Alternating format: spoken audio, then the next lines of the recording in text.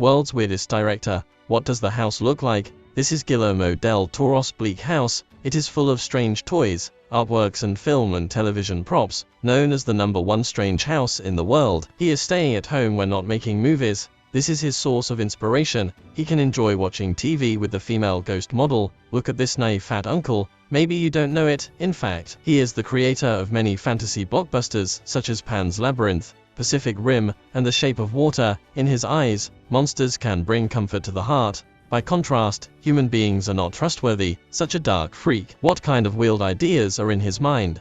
Recently Netflix gets Toro to bring 8 supernatural horror stories. Showtime. The first story, Warehouse 36. A warehouse is up for auction. Yes, you must have seen this kind of program. Bid down after owner is dead or unclaimed warehouses. There may be all kinds of rare antiques hidden in it. Of course, it can also be full of garbage that no one wants.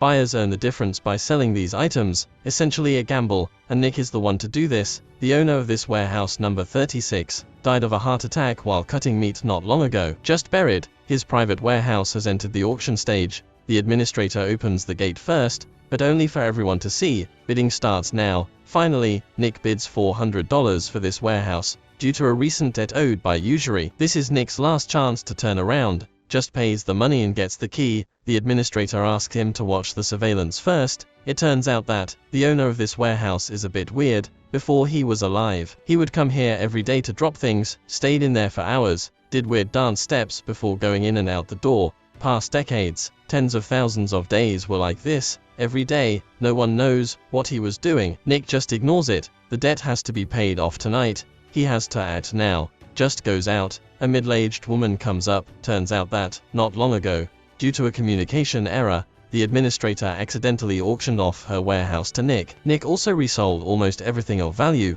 Woman now just wants to get back a few letters and other worthless personal items, but Nick asks for $1,000 directly. Woman doesn't have the money, so Nick just drops an old useless lock and walks away. I said I hope you rot in hell! Back to the warehouse, Nick goes on a treasure hunt. There are many strange antique candlesticks, chairs, table plates inside. Everything looks quite old, sophisticated and a little weird. There is also a photo album in the warehouse. They are pictures of boys, girls and their mother. Just as Nick is loading them into the car, a gang member sent by usury comes, uses a hard hammer to hit Nick on the head. It's a final warning. Nick gets up, tidies up the wound, and goes to the second-hand antique store with the things. The lady boss does not offer a high price for the gold candlestick, but she's interested in that table. The artificial carvings on the top are quite fine. She sees at a glance that it is a Whitsun table. Strangely, she gently pushes down the top. Hidden drawer pops out. Some ancient books are inside. The lady boss is not familiar with this field, so a priest friend is called. The priest is surprised when sees these 3 books. Just asks where the 4th book is. It turns out that this is a rare set of summoning books. If 4 volumes are collected, auctions start at $300,000, but this 4th one happens to be the hardest to find. It is said that it can be used to summon demons. Once the ceremony is complete, the scroll will be burned to ashes. If can find the 4th one, priest is willing to sign a check for $300,000 on the spot. Nick immediately brings the priest back to the warehouse to look for it. On the way, the priest says he actually heard about the owner of the warehouse. That guy is a German officer, made a war fortune during World War II, later immigrated to the United States, rumored to summon demons, even sacrificed his own sister's body. He says when go into the warehouse, must be careful, in case some evil things happen. Lighting candlesticks can temporarily protect safety. Nick doesn't believe in such bullshit rumors. Now he only thinks about $300,000. After returning to the warehouse, the 2 are looking for the 4th book. They find the warehouse wall is empty. There's even a secret room hidden inside. They walk in. Hallway stinks. The wall is full of ritual instruments. At the end of the room, a mummy is locked in the magic circle. The tentacles of the devil in the body are slightly wriggling. It seems the rumors are true, but when Nick sees the 4th ancient book in front of him, he disregards the priest's resistance, forcibly stepping across the magic circle to get the book. With this moment the magic circle is destroyed. The devil wakes up instantly, standing up slowly with the body of the mummy, swallows the priest in one gulp. The book also burns immediately. Nick is so scared and runs away, but the whole building has only one exit, and it's still locked at this time. When he's in despair, suddenly someone comes outside. It turns out to be the middle-aged woman who was sent away by Nick today. Nick desperately begs her for help. The woman not only does not help him, but also silently put the old lock on the bolt, then turns around and leaves. In the end, Nick reaps the consequence, swallowed by the devil. It turns out that the cook is indeed the rumored German officer.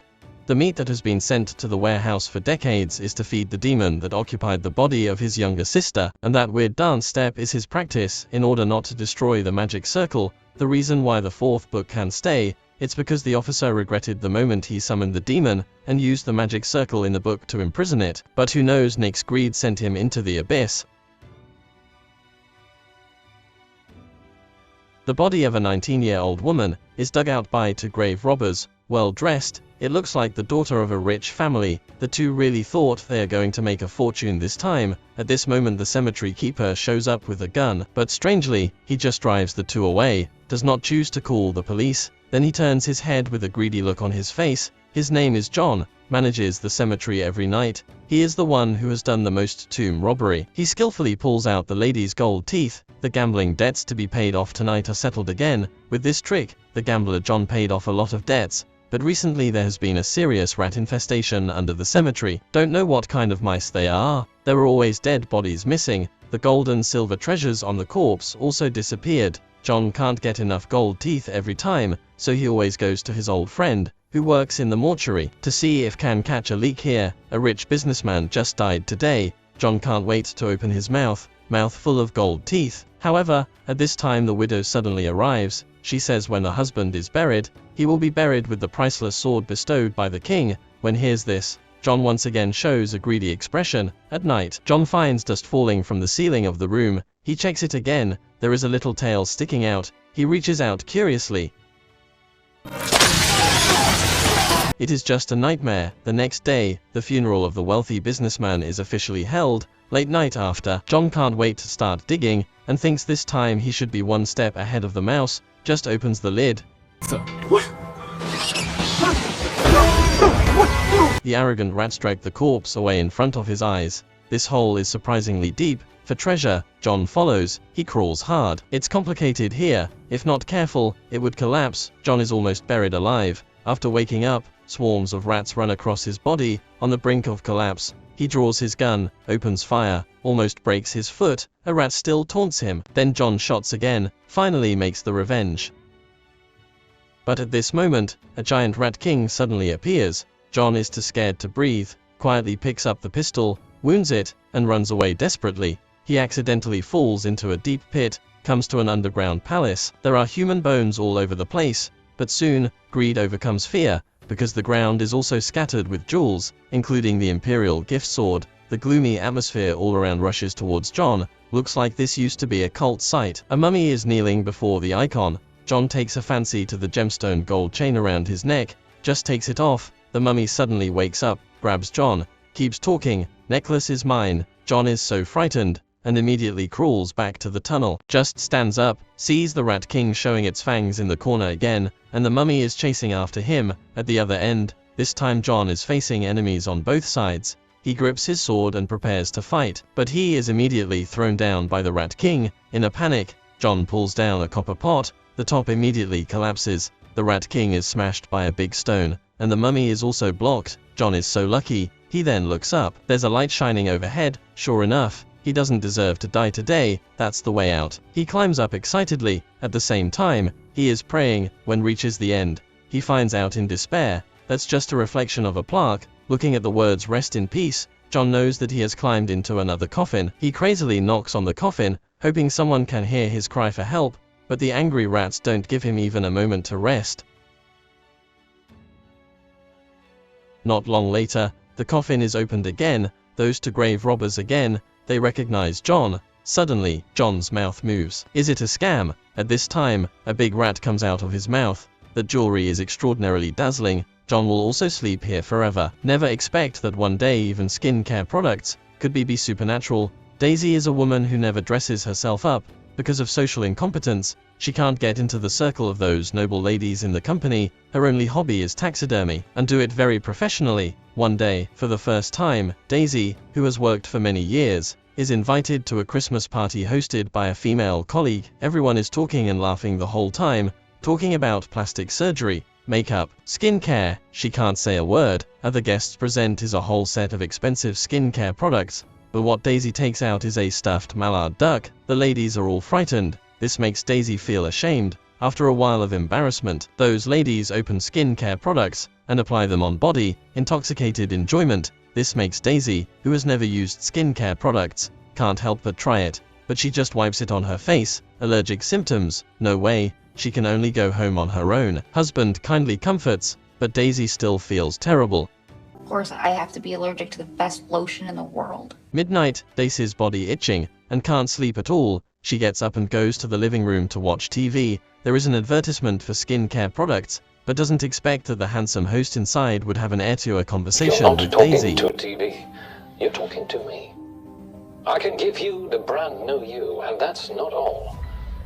I can give you peace of mind. I can get you a seat at the table. The fearful Daisy makes the phone call on the screen and gives it a try. Early the next morning, a whole box of skincare products has actually been delivered to her. She applies it every part of her body, but the next day, allergy symptoms do not go away, but getting worse. Daisy complains to the man on TV, but he says it's normal. Skin tingling means it's being repaired, soon to shine, but Daisy is still a little worried. Will it hurt? You tell me. Does it hurt when they exclude you? When they stare at you? When they point and laugh and whisper? Every sentence hits the pain point of Daisy. She no longer has any doubts, going down to the basement to try another bottle, but the skin cream in the box opens the lid automatically, one after another. The lotion inside is slowly gushing out like a living thing. Daisy hurries back to bed in fright. The next day, she comes back to the basement. She finds that the lotion has actually converged into a human shape. Although the scene is eerie and terrifying, Daisy seems to be possessed, can't help but step forward to hug. When she returns to the living room, the soul seems to be completely taken away. Seeing wife like this, gentle husband pisses off at her for the first time, but Daisy suddenly stabs her husband's forehead with a knife. Husband pulls out the knife in shock and is about to ask the police for help, but Daisy raises an axe behind him and hacks him to death. Daisy has gone completely crazy. She follows lotion footprints all the way to the bathroom. The humanoid lotion actually melts back to its original form in the bathtub. Daisy slowly soaks her body in a vat of lotion. When she comes out again, the whole body has been covered with lotion. Daisy really becomes full of light. She takes the lotion off and runs out excitedly, tells her husband the good news, but she forgets that her husband had already been killed by her. Daisy drags the body away, empty her husband's guts little by little, specimen it. After finishing, Daisy cuts her hair, dresses herself up like the most striking fashion girl, then hurries to the company. As soon as she enters the door, everyone is amazed by her look. For the first time, Daisy, who attracts the attention of the audience, is able to cope with the boring gossip of her colleagues with ease. In the face of constant praise and envy, Daisy enters the realm of ecstasy. The smile is getting more than enough. She finally integrates into the group, glamorous appearance, but empty inside, like a walking specimen. Can't hear the encouragement of loved one, but the marketing of TV is convinced. Have to say, it's a shame that her husband died. Alright, that's all for today's story.